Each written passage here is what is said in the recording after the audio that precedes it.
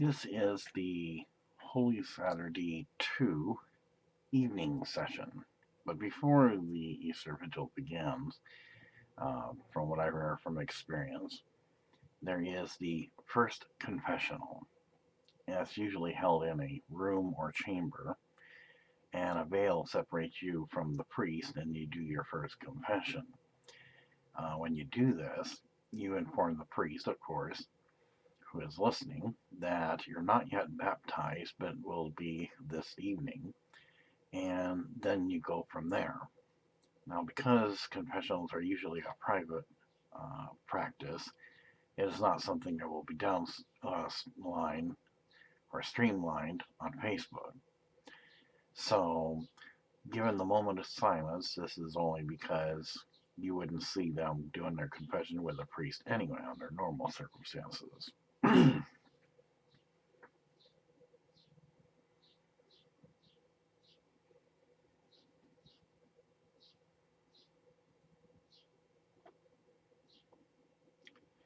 Just as a reminder, because of the current situation, crisis of Coronavid19 pandemic, still in effect is the federal stay-at-home order, which means that not a whole bunch of people will be able to go to St. Joseph's Catholic Church anyway because uh, of the crisis. So the only ones that would be allowed to go for their first confessionals would be the RCIA candidates who are already baptized but are pending their confirmation, and any RCIA elects who are pending both the baptism and confirmation. So we will come back in just a moment, as little do everyone knows that just before baptism, the candidates and elects get to pick their own saint, because that saint that they pick will be addressed after baptism, just before confirmation.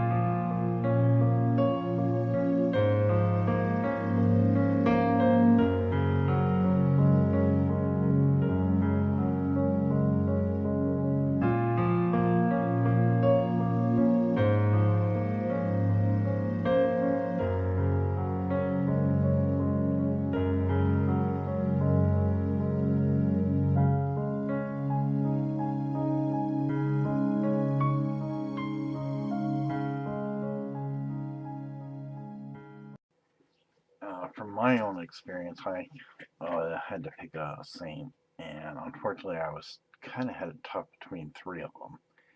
Here are the first two that I could have picked. Genesius of Rome, from Wikipedia, the Free Encyclopedia. Genesius of Rome is a legendary Christian saint, once a comedian and actor who had performed in plays that mocked Christianity.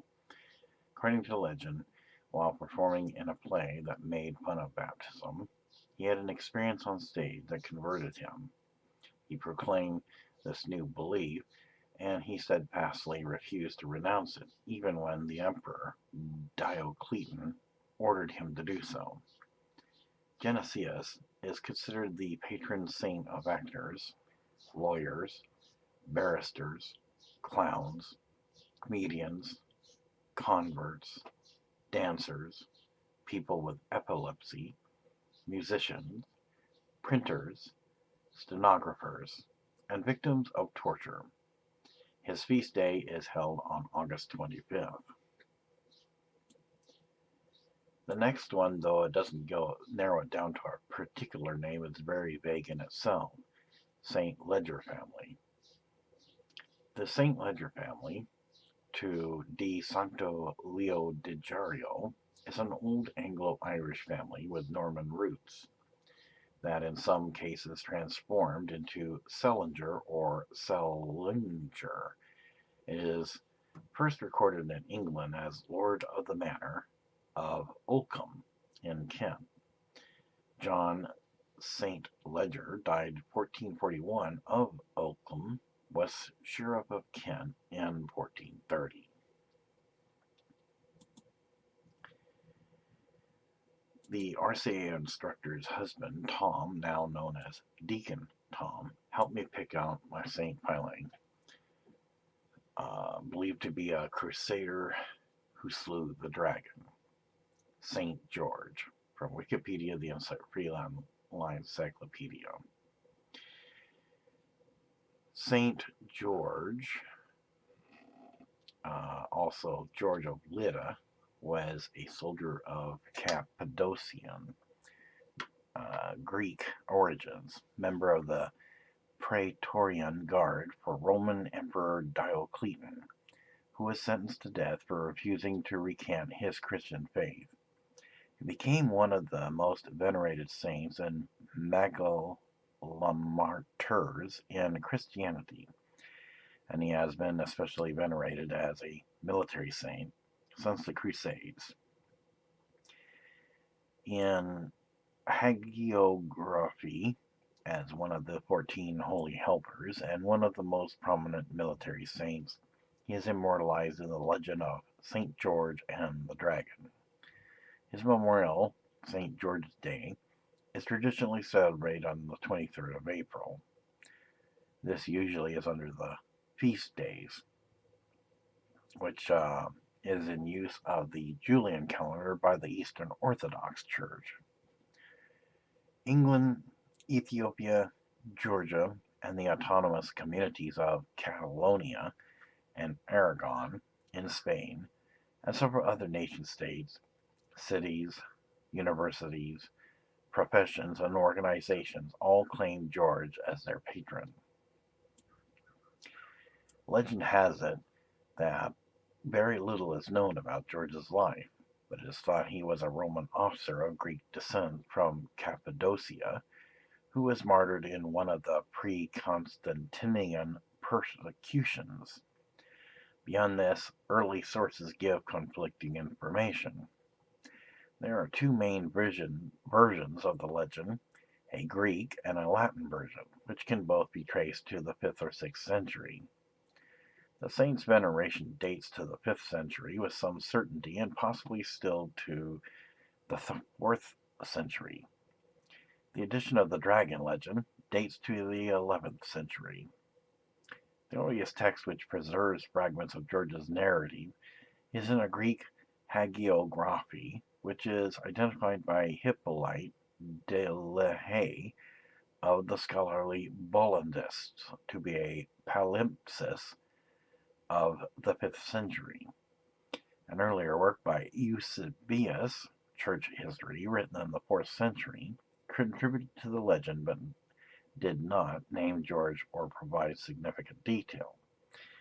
The work of the Bollandists, Daniel Papebroek, Jean Bolland, and Godfrey Henschen in the 17th century was one of the first pieces of scholarly research to establish the saint's historicity via their publications in Bibliotheca Hagiographica Graecia, Pope Gelasius I. Stated in 494 A.D., that George was among those saints whose names are justly reverenced among men, but whose actions are known only to God, quote unquote.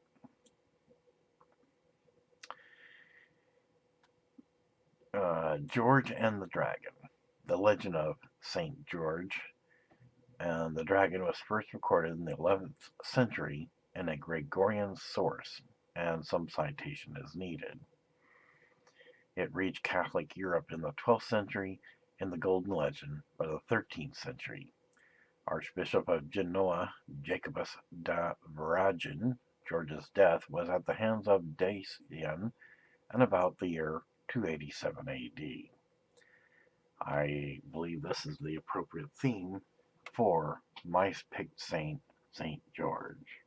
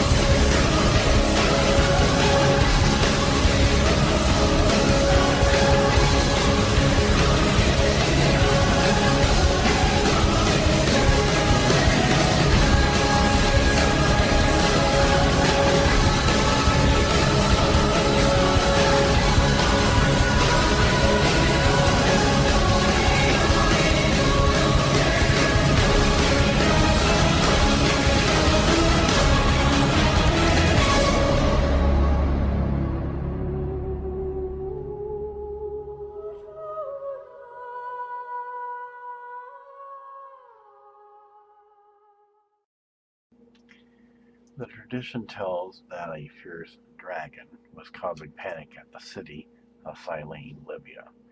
At the time George arrived there, in order to prevent the dragon from devastating people from the city, they gave 2 sheep each day to the dragon. When the sheep were not enough, they were forced to sacrifice humans instead of the 2 sheep. The human to be sacrificed was elected by the city's own people, and that time the king's daughter was chosen to be sacrificed, but no one was willing to take her place. George saved the girl by slaying the dragon with a lance. The king was so grateful that he offered him treasures as a reward for saving his daughter's life, but George refused it and instead gave these to the poor. The people of the city were so amazed at what they had witnessed that they became Christians and were all baptized. The Golden Legend offered a historicized narration of George's encounter with the dragon.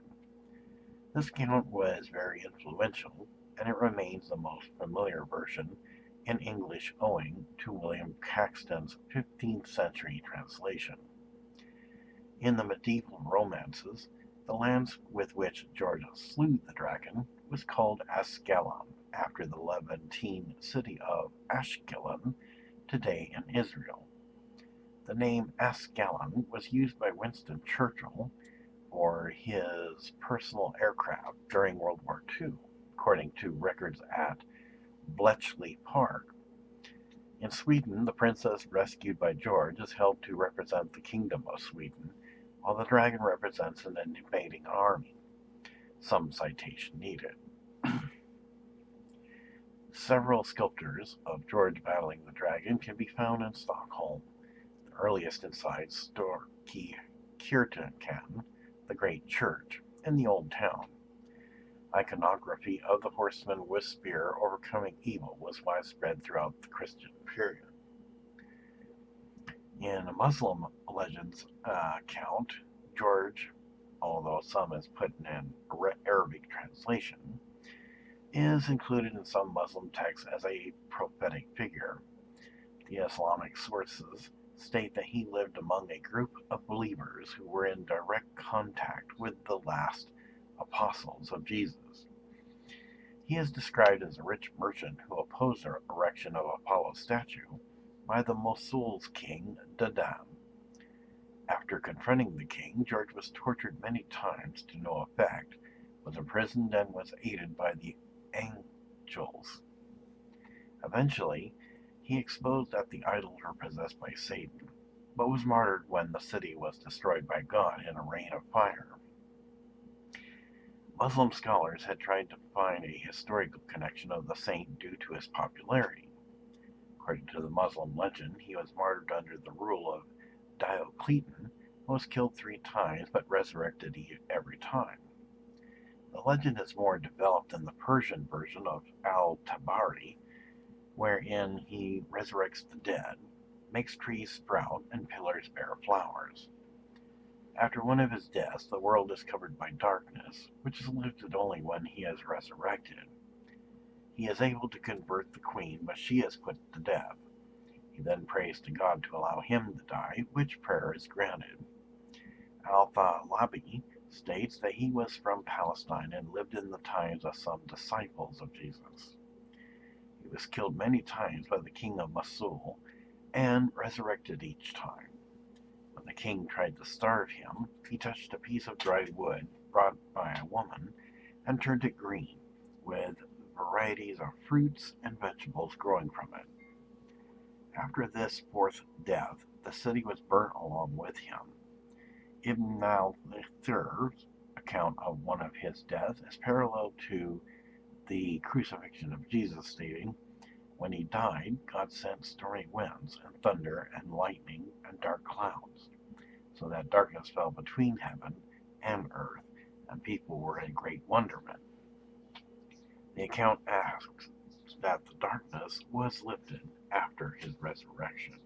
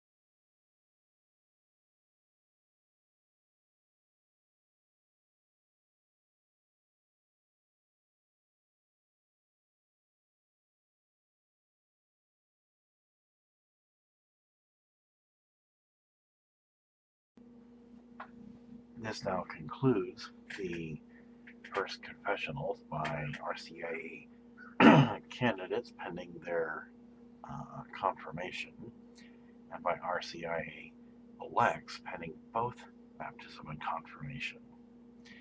So it would be at this time that the RCA candidates and elects would return home in preparation for the evening session of Holy Saturday to be baptized and confirmed.